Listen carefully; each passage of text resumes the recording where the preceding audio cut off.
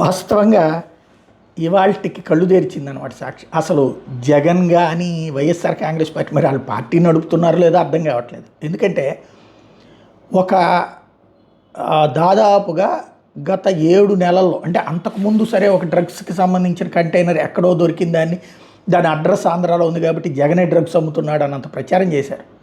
దాన్ని తిప్పికొట్టడంలో ఫెయిల్ అయ్యారు.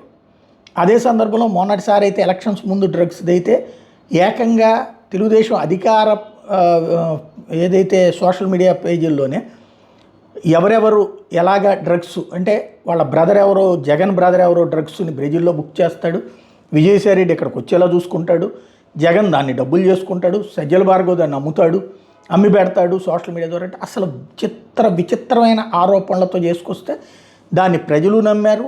ఆ జగన్ని దెబ్బకొట్టిన దాంట్లో అది పెద్ద ఇష్యూ.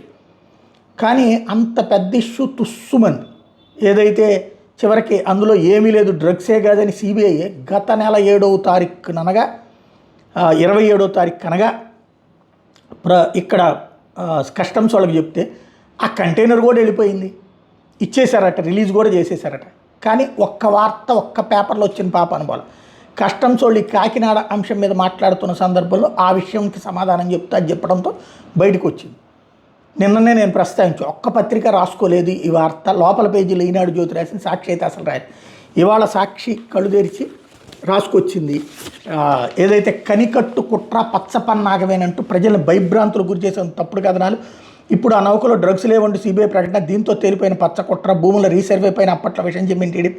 ప్రజల భూములు కబ్జా చేస్తారంటూ ఓదరగట్టిన ఎల్లోగంగ్ ఇప్పుడు మాట మార్చి రీసర్వే కొనసాగిస్తామని సీఎం చంద్రబాబు.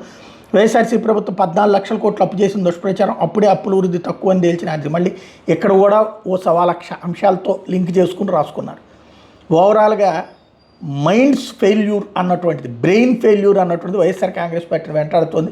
అవతల వాళ్ళ బ్రెయిన్ స్ట్రాటజీ ముందు వీళ్ళు ఫెయిల్ అవుతున్నారు.